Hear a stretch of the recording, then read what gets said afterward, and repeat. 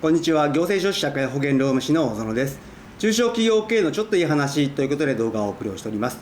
今回は派遣業に関わる同一労働同一賃金について解説をしていきたいと思います。もうすべての事業所において同一労働同一賃金というのは適用されている状況ではありますが、派遣業はその業務の特殊性から特別な同一労働同一賃金というのが適用されているという状況になっています。こちらはですね、同一労働同一賃金を行う上で全ての事業所が適用というわけではないですが、一般労働者の賃金水準というのを使うパターンが多いかと思います。2025年令和7年度適用の一般労働者の賃金水準というのが公表されておりますので、そちらを見ていきたいと思います。そして最近の派遣業の動向についても解説をしていきます。今回の概要ですけれど、労働者派遣法改正になりまして同一労働同一賃金のような義務になりましたけれど、この労働者派遣法の改正の経緯についてまず見ていきたいと思います。そして派遣事業者の現状と派遣労働者の現状について見ていった上で、派遣労働者が同一労働同一賃金を行う上でほぼ多くの会社で採用しているのが労使協定方式と言われるものではないでしょうか。こちらの労使協定方式とはどういったものなのかについて見ていった上で、2025年令和7年度に適用される一般賃金のポイントについて解説して、最後に注意点とまとめという形になります。労働者派遣法の経緯についてですけれど、こちらは派遣業に限ったことではありませんけれど、少子高齢化ですとか労働力人口の減少、そして労働価値観の変化、そして非正規雇用労働者がもう4割を超えてきたといった状況で、さまざまな変化を受けて国はですね、雇用形態に関わらない公正な待遇な確保ということで働き方改革というのを2018年平成30年6月に全部で8本の法改正をして働き方改革関連法が成立をしたという状況になっております。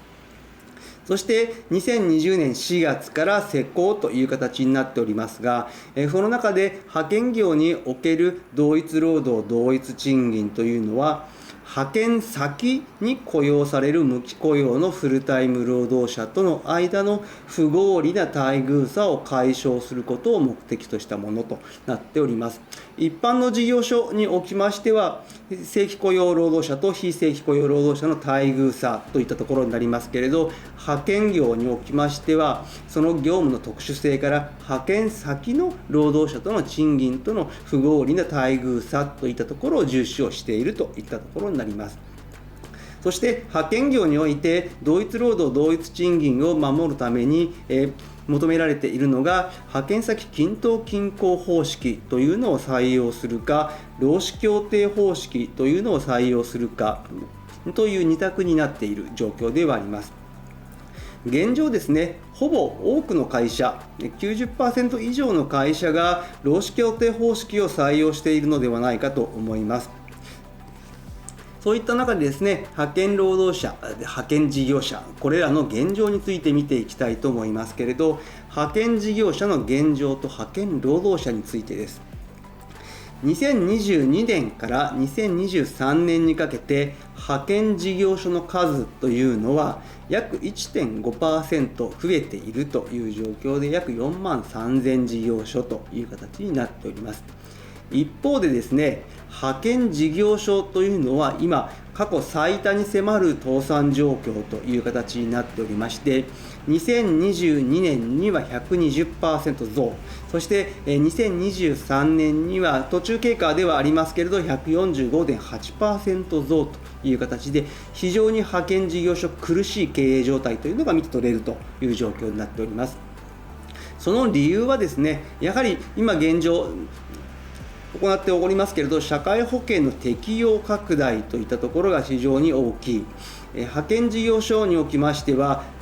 雇用する労働者の数が非常に多くなりますので、社会保険の適用拡大の適用対象になるというケースが非常に多い。その結果ですね、社会保険加入によって人件費が上昇するといったところ、また昨今の人手不足というところで人員の確保ができないといったところですね、こういったところがなかなか派遣事業所の経営の苦しさを物語っているといった状況で、人材派遣業に関しては経営が二極化をしていて、2024年問題なんていう言われ方もしております。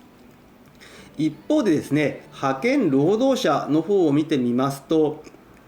無期雇用に関しては79万人ということで 6% 増えている。そして有期雇用に関しては 1.6% 増という形で、無期雇用の方が増えているという状況になっております。なかなか人手不足の中で有期で雇用というのは難しくなってきている中で、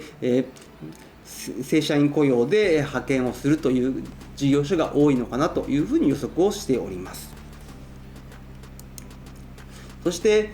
派遣業における同一労働同一賃金において、それを達成するための方法として、派遣先均等均衡方式と労使協定方式というのがありますけれど、どちらを選ぶかは会社の自由という形になりますが、どちらもメリットデメリットというのはあります。派遣先均等均衡方式に関しましては、派遣先の労働者と賃金を揃えますので、メリットとしては納得感が高いという形ですね。派遣先の労働者との賃金の均等均衡を図るという形になってくる。ただですね、デメリットとしては、長期体系的なキャリアアップ支援が難しい、すなわち派遣先が変わってしまうと賃金体系が変わるという形になりますので、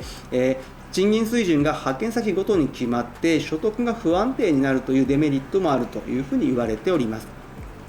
一方、労使協定方式の方に関しましては、全事業所のうちの 94% が採用していると言われておりまして、派遣元事業主が労使協定を締結をして、協定に基づいて派遣労働者の待遇を決定をするものという形になります。こちらのメリットとしては、計画的、長期的な教育訓練、職務経験に基づく人材育成を行うことができるといったところ、雇用管理がしやすいといったところのメリットがあるということで、多くの会社では労使協定方式を採用しているというふうに思います。